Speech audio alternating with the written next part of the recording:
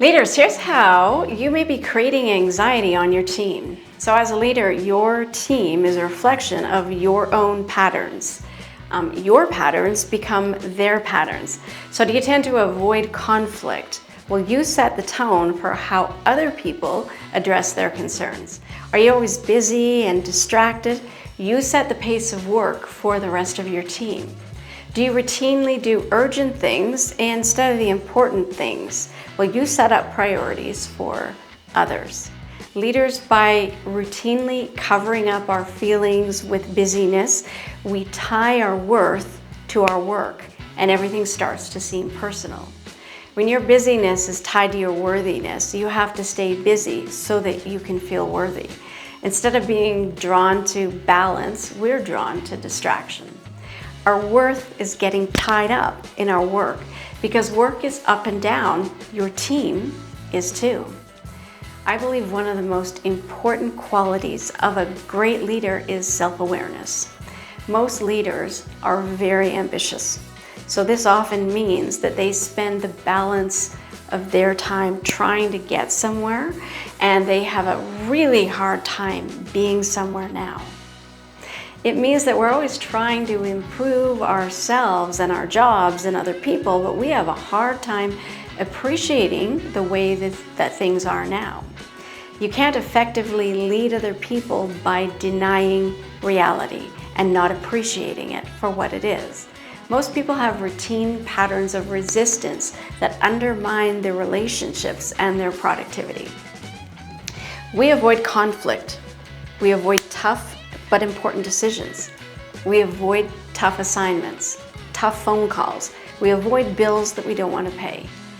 But leaders, your inner world is reflected all over your outer work world. As you avoid difficult situations, it's denying a reality of your job that will eventually correct itself through upheaval on your team. Our work isn't necessarily up and down, but we are, because we prefer certain outcomes and we end up fighting the reality of what happens. This wastes time and resources. We spend a tremendous amount of time avoiding change instead of using it to ignite a level of growth. Leaders, here's the signs of how you may be increasing anxiety for your team. Number one is mixed messages. If your communication isn't clear and consistent and assertive, it likely means you're still not sure what direction to take. You can't predict the future, but you must still lead. Your team relies on you for direction. Clarify what you want so you don't have to confuse other people. Now, a second sign that you create anxiety for your team is if uncertainty derails you or it annoys you. A leader must be okay when things are not okay. That doesn't mean faking optimism or pretending. In fact, it's the opposite. Go directly towards uncomfortable situations to demystify them. You must be willing to navigate uncertainty. Show your team that they can all handle frustrations, that it's a regular part of the job, and this is actually how we innovate and improve. So leaders, here's a third sign that you increase anxiety for your team. It's when you lack humility.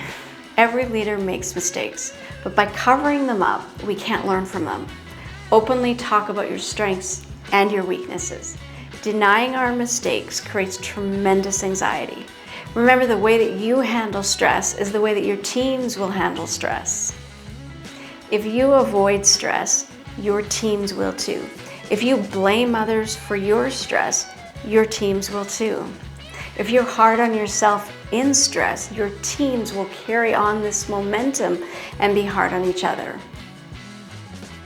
So with enough clarity and understanding, you will grow to see that the pressure in any job is optional.